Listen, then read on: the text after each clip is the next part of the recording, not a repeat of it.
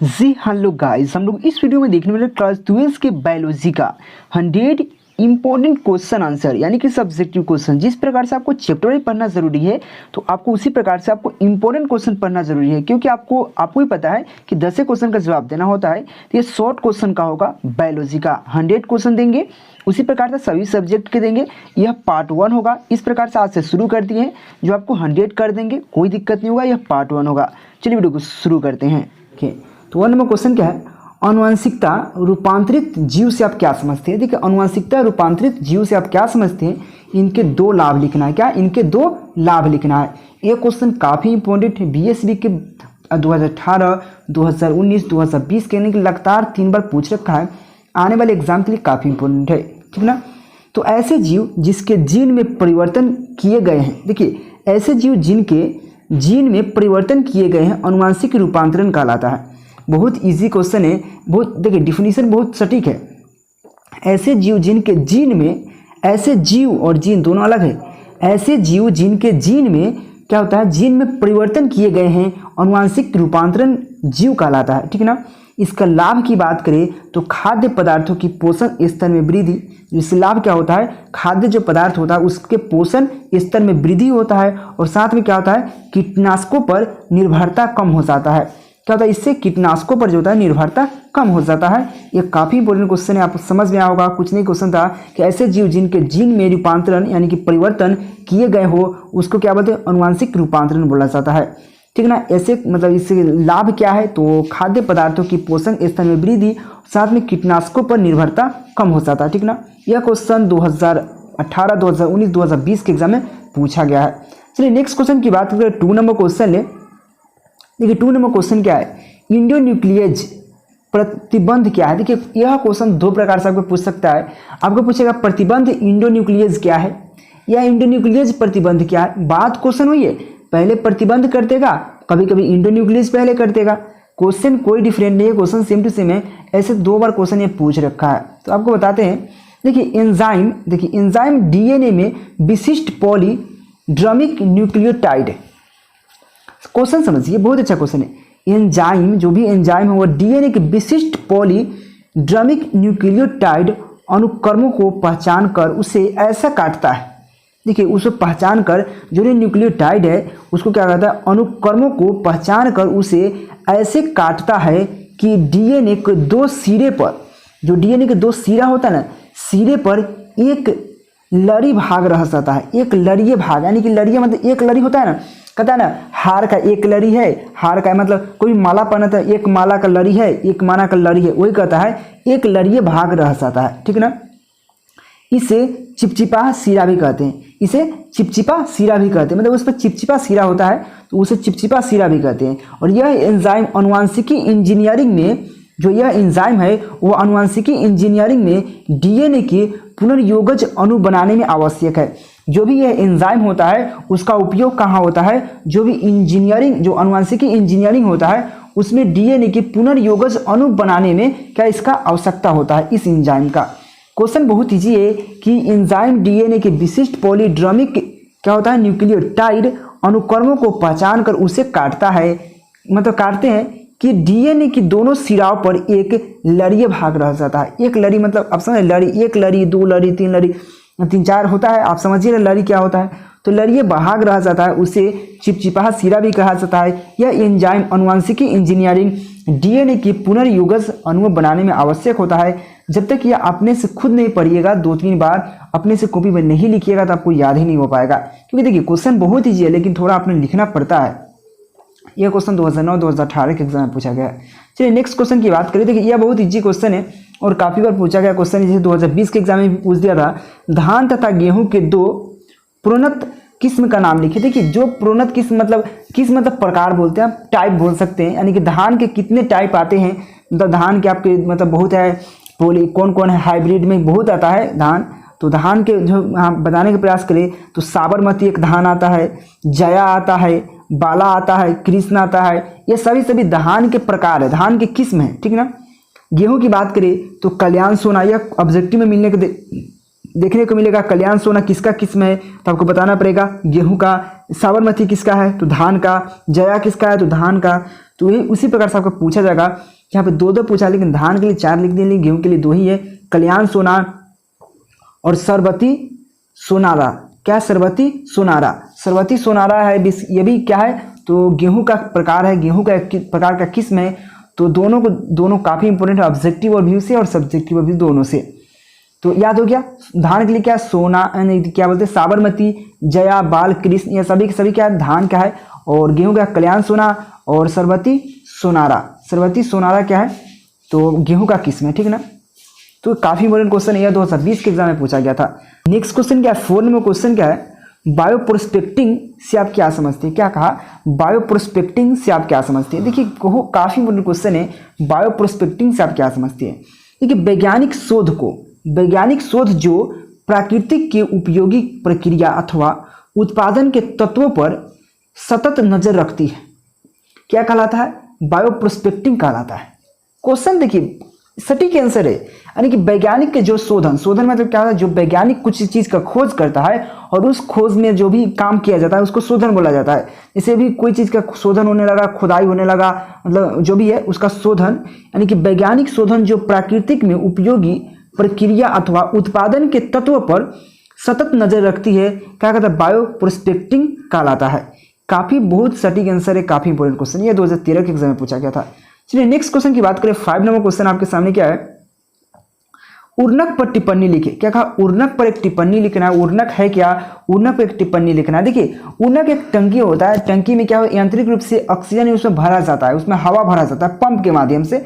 अब पंप का माध्यम से उपयोग करके आप उसमें हवा भर सकते हैं और इससे क्या होता है लगातार उसमें ऑक्सीजन मिलते रहता है और उस सूक्ष्म जीव का लगातार प्रबल वृद्धि उसे होने से वो झुंड बनाता है। ठीक है, आपको समझाने की प्रयास करें। देखिए यहाँ पे यांत्रिक वतन, क्या यांत्रिक वातन टंकियों में, जो यांत्रिक वातन टंकी में यांत्रिक रूप में वायवीय, क्या वायवीय जीव जो होता है उसके लिए क्या हवा प्रवाहित किया जाता है। क्या कहते हैं, उसके लिए हवा प्रवाहित किया जाता है। वायवीय जीव जो होता है उसके लिए हवा प्रवाहित किया जाता है। वही कह रहा है यांत्रिक वातन टंकियों में यांत्रिक रूप में वायवीय जीव के लिए हवा प्रवाहित किया जाता है। इसके लिए पंप का प्रयोग कर सकते हैं, यानी कि जो भी उसके लिए जो हवा प्रवाहित करेंगे उसके लिए हम पंप का प्रयोग कर सकते हैं। पंप समझ रहे हैं ना। अब आप लोग पंप तो जानते करते हैं, हवा कसते हैं जाकर साइकिल में, मोटरसाइकिल में तो पंप होता है नहीं, तो उससे हम पंप का प्रयोग करके हवा उसमें मतलब प्रवाहित कर सकते हैं, जिससे उन जीवों को लगातार ऑक्सीजन मिलता रहता है। बात सही है, जब किसी को लगातार हम हवा से पंप भरेंगे तो उस जो जीव होगा उसको लगातार ऑक्सीजन मिलता रहेगा। इससे क्या होगा, वायवीय जो सूक्ष्म जीव है लगातार एवं प्रबल वृद्धि कर जीवाणु झुंड के रूप में उर्नक बना लेता है। क्या उर्नक बना लेता है। देखिए वह जब उसको लगातार जब ऑक्सीजन मिलेगा तो सूक्ष्म जीव होगा, लगातार जब मिलेगा ऑक्सीजन तो क्या प्रबल वृद्धि कर लेता है, वो बहुत बड़ा वृद्धि कर जीवाणु झुंड बना लेते हैं। कि जीवाणु के एक साथ झुंड मतलब समझते हैं ना, गुच्छा, जिसे बहुत सारा एक लगा जीवाणु अगर झुंड बना ले उसको गुच्छा या झुंड कर सकते हैं। जीवाणु झुंड के रूप में उर्नक बनाता है, ठीक ना। तो यही होता है उर्नक। तो आप समझ गए। यांत्रिक वारन क्या था, वातन, यांत्रिक वातन टंकियों में यांत्रिक रूप से वायवीय जीव के लिए हवा प्रवाहित किया जाता है। इसके लिए पंप का प्रयोग कर सकते हैं। इससे क्या होता है, जीवों का लगातार ऑक्सीजन मिलता रहता है, जिससे वायवीय सूक्ष्म जीव लगातार एवं प्रबल वृद्धि कर जीवाणु झुंड के रूप में उर्नक बनाता है। यही था उर्नक का एक संक्षिप्त टिप्पणी, मतलब संक्षिप्त आंसर कह सकते हैं, संक्षिप्त परिभाषा भी कह सकते हैं। यह क्वेश्चन 2020 के एग्जाम में पूछा गया था। चलिए नेक्स्ट क्वेश्चन की बात करें। प्लीज़ आप लोग चैनल को जरूर सब्सक्राइब कर लीजिएगा, बेल आइकन जरूर दबा दीजिएगा, क्योंकि इसी प्रकार से आपको वीडियो मिलते रहेंगे ऑल सब्जेक्ट का, ठीक ना। 6 नंबर क्वेश्चन क्या देखिए। 6 नंबर क्वेश्चन आपको बताने वाला नहीं है, समझाने वाला नहीं है, अपने बारे में लिखना है, मतलब अपने जो भी नजर आए वो लिख देना। जैसे कि शराब, अब कोई भाई शराब पी लेता है तो उसमें क्या क्या लक्षण आ जाता है, तो आपको याद नहीं है क्या क्या लक्षण आता है। वो होश खो बैठता है, उसका मानसिक संतुलन बिगड़ जाता है, उसको हो सकता है उसका हृदय में कुछ खराबी हो जाए।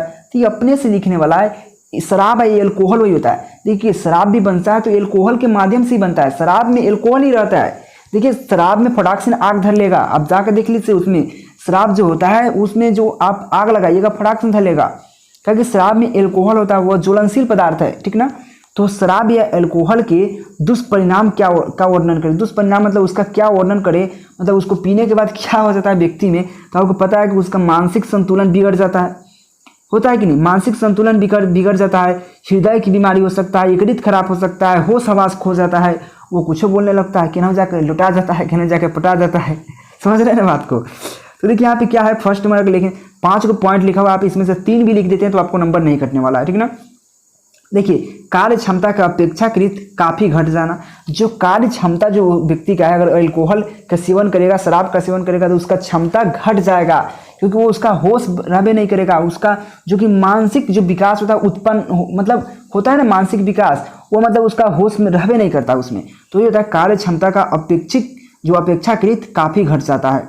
और मानसिक विकास का उत्पादन होना, जैसे उसको मानसिक में ऐसा विकास हो जाता है समझ में नहीं आता क्या करे, ठीक ना। या थर्ड में लिखिएगा यकृत का खराब हो जाना, जैसे यकृत होता है उसका खराब हो जाता है शराब का सेवन करने से। या हृदय संबंधित रोग हो जाना, हृदय में कोई किसी प्रकार का रोग हो जाना। होश हवास खो जाना, होश और हवास खो जाना, यानी कि होश हवास खो जाता है, उसको पता ही नहीं रहता है कि कौन ही है कौन वो है, किसी को गलिया देता है पत्नियों को मारने लगता है, पीटने लगता है, अपना बेटा बेटी को भी मारने पीटने लगता है। यह शराब का सेवन करने से होता है। तो आप लोग प्लीज़ नहीं कीजिएगा, ठीक ना। तो यह होता है।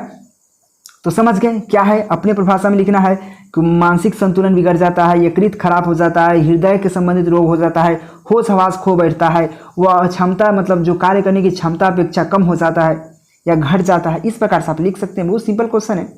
यह क्वेश्चन 2019 के एग्जाम में मिला था, क्वेश्चन काफ़ी इंपॉर्टेंट है। चलिए नेक्स्ट क्वेश्चन की बात करें। देखिए 7 नंबर क्वेश्चन बहुत इजी क्वेश्चन है, बहुत अच्छा क्वेश्चन है। देखिए इस प्रकार से याद कीजिएगा, कोई भी इस प्रकार से आपको पीडीएफ बना कर नहीं देगा। तो इतना मेरा गारंटी है कि आपको पीडीएफ चाहिए तो मेरे टेलीग्राम पे चाहिए, आपको मिल जाएगा। वहाँ पे एक मेरा कंटेक्ट नंबर होगा, टेलीग्राम पे जाइए, वहाँ भी पीडीएफ मिलता है। तो वहाँ पे आप कंटेक्ट नंबर लेकर मेरे व्हाट्सएप मैसेज कीजिएगा, फटाक से आपको पीडीएफ मिल जाएगा। 7 नंबर क्वेश्चन क्या है, क्या वाइटेल, क्या कहा, वाइटेल इंडक्शन क्या है, क्या वाइटेल इंडक्शन क्या है, या वाइटल इंडक्शन भी कह सकते हैं। वाइटल इंडक्शन या वाइटेल इंडक्शन क्या है, इसे ज्ञात करने का सूत्र लिखे। मेन है यहाँ पे यह, और सूत्र से ही आप यहाँ से डिफिनीशन बना सकते हैं। तो यहाँ समझ लीजिए, भी है ये वाइटल इंडक्शन, टेन क्या है जन्म दर, और एम क्या है मृत्यु दर। अगर यह याद हो गया तो आपको समझ में आएगा। यानी कि वाइटल इंडक्शन क्या होता है, जो जन्म दर और मृत्यु दर का अनुपात होता है कि नहीं। तो वही कहता है जन्म दर एवं मृत्यु दर की प्रतिशत अनुपात, प्रतिशत यहाँ पे 100 लगा हुआ तो प्रतिशत होता है, ठीक है ना। प्रतिशत अनुपात को क्या कहता है, वाइटल इंडक्शन कहते हैं। जन्म दर और मृत्यु दर के प्रतिशत अनुपात को ही वाइटल इंडक्शन कहा जाता है। क्या देखिए यहाँ पे वाइटल होना चाहिए, वाइटल होना चाहिए, यहाँ पे यह होना चाहिए, यहाँ पे ई लिखा गया, ये गलती से टाइपिंग हुआ, ठीक ना। तो वाइटल इंडक्शन या वाइटल इंडक्शन क्या होता है, वह जन्म दर और मृत्यु दर के क्या होता है अनुपात होता है, प्रतिशत अनुपात होता है, उसको वाइटल इंडक्शन बोला जाता है। जैसे वी आई क्या है तो वाइटल इंडक्शन है, तो एन अपॉन एम, एन क्या है आपको पता है जन्म दर, और एम क्या है मृत्यु दर, और वी आई क्या है वाइटल इंडक्शन, ठीक ना। यह क्वेश्चन 2013 के एग्जाम में पूछा गया था। देखिए बहुत ईजी क्वेश्चन है। सूत्र की बात करें जहाँ, तो आपको सूत्र भी पता हो गया, सूत्र से डिफिनीशन भी लिख सकते हैं, डिफिनीशन से सूत्र भी लिख सकते हैं, बहुत ईजी है। बस बताते आपको पता होना चाहिए जन्म दर के लिए एन और मृत्यु दर के लिए एम, और क्या है वाइटल इंडक्शन के लिए वी आई यूज़ करते हैं, इसका सिंबल होता है, ठीक ना। तो यह बहुत काफ़ी इंपॉर्टेंट बहुत ईजी क्वेश्चन था। चलिए नेक्स्ट क्वेश्चन की बात करें। अगर यहाँ पे 8 नंबर क्वेश्चन है, देखिए 8 नंबर क्वेश्चन, या तो आप सोचिएगा हरित क्रांति कहाँ से आ गया, ये तो मतलब 8 का क्वेश्चन आ गया, हिंदी में कहाँ से पूछ दिया। देखिए 8 का क्वेश्चन कहने के लिए है, लेकिन हरित क्रांति बेसिकली होता क्या है, जो भी खाद्य मतलब उपजा होता है, मतलब जो फसल उपजा होता है उसमें जो नई तकनीकी आता है उसमें रूपांतरित किया जाता है, उसके वृद्धि किया जाता है, उसी को हरित क्रांति बोला जाता है।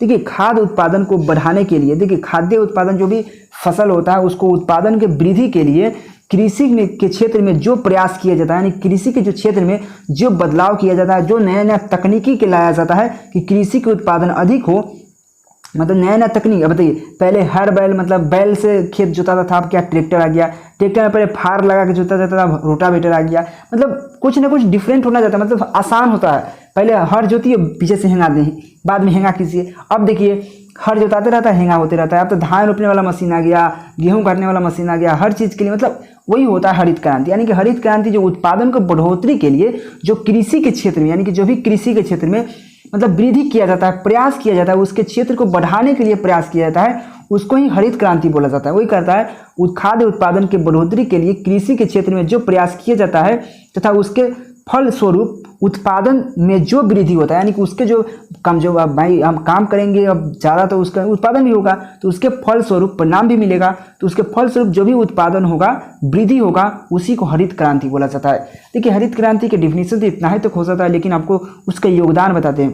देखिए हरित क्रांति जहाँ ही लागू हो सकता है। अब बोलिएगा अब गाँव में कहाँ से आपको मिलेगा धान रोपने वाला मशीन, कहाँ से मिलेगा? बहुत ऐसा मशीन है, और जहाँ बहुत ज़्यादा खेती होता है वहाँ पे तो ये मशीन उपलब्ध होता है, लेकिन सिंचाई के लिए उपयुक्त प्रबंधन होना, भाई सिंचाई के लिए यहाँ पे नहर नहीं है, बारिश नहीं होती है, यहाँ पे बोर्डिंग नहीं है, लाइट नहीं है, तो कैसे होगा सिंचाई? तो वहाँ पे मतलब थोड़ा मतलब कृषि पिछड़ा हुआ है। जैसे अच्छे तथा उच्च गुणवत्ता वाले उर्वरक का उपयोग होना, जैसे कि अब उच्च गुणवत्ता वाले उर्वरक कहाँ मिलेगा आपको? खाद्य पदार्थ कहाँ मिलेगा उच्च गुणवत्ता वाला? यहाँ तो सब तो चोरे है, डुप्लीकेट बेचता है सब, ठीक ना। तो यहाँ पे अगर 3 नंबर क्वेश्चन देखिए, अब 3 नंबर पॉइंट देखिए, तो फसल जो होता है, फसल तो बना लिए आप, फसल उपजा लिए, उसका अगर अच्छा प्रकार से देखभाल नहीं कीजिएगा, जैसे बड़ा बड़ा खलिहान बनाया जाता है, जो बड़ा बड़ा फील्ड मैदान में बनाया जाता है, उसको देखभाल करने के लिए, तो अब देख जब बन गया आप, यहाँ क्या होता है कि लाए खेत में से और वहाँ पे बाहर रख दिए और बारिश में आ रहा है, भीज रहा है, बस कमाल हो रहा है। तो उसके लिए फसल को देखभाल करना पड़ेगा, खराब होने और नुकसान होने से बचाना पड़ेगा, तब ना हरित क्रांति के पालन होगा। नहीं तो आप लाए फेंक फाक दिए, मेहनत गया काम से। तो इस बात को ध्यान दीजिएगा। सिंचाई के लिए उपयुक्त, सब बहुत इंपॉर्टेंट क्वेश्चन है, सब अपने से लिखने वाला प्रभास मतलब अपने से लिखने वाला काम है, ठीक ना। तो खाद्य उत्पादन की बढ़ोतरी, फिर से हम पढ़ देते हैं एक बार। खाद्य उत्पादन की बढ़ोतरी के लिए कृषि के क्षेत्र में जो प्रयास किया जाता है तथा उसके फलस्वरूप उत्पादन में जो वृद्धि होता है उसका हरित क्रांति बोला जाता है। और इसका योगदान क्या हो सकता है? तो सिंचाई के लिए उपयुक्त सिंचाई के लिए क्या उपयुक्त प्रबंधन होना, और अच्छे तथा उच्च गुणवत्ता वाला उर्वरक का उपयोग होना, और फसलों का खाद तथा क्या नुकसान मतलब खराब तथा नुकसान होने से बचाना, यह होता है इसका इंपॉर्टेंट पार्ट। ये 2 से 11 के एग्जाम में पूछा गया था। चलिए नेक्स्ट क्वेश्चन की बात करें अगर यहाँ पे 9 नंबर क्वेश्चन है। देखिए यह क्वेश्चन, दोनों क्वेश्चन बहुत इंपॉर्टेंट क्वेश्चन है, बहुत छोटा क्वेश्चन है। जैसे कि एक पारिस्थितिकी तंत्र से आप क्या समझते हैं? एक पारिस्थितिकी तंत्र से आप क्या समझते हैं? तो यानी कि वैसे जीव के समूह जो पारस्परिक क्रिया करते हैं, यानी कि पारस्परिक क्रिया करते तथा वातावरण के साथ क्रिया करते हैं। देखिए बहुत इजी क्वेश्चन है, बहुत सिंपल है। यानी कि वैसे जीव के समूह होना चाहिए, ऐसे अकेला भी कर सकता है, लेकिन जब समूह मतलब वैसे जीव के समूह जो पारस्परिक क्रिया करते हैं और तथा वातावरण के साथ क्या करते हैं?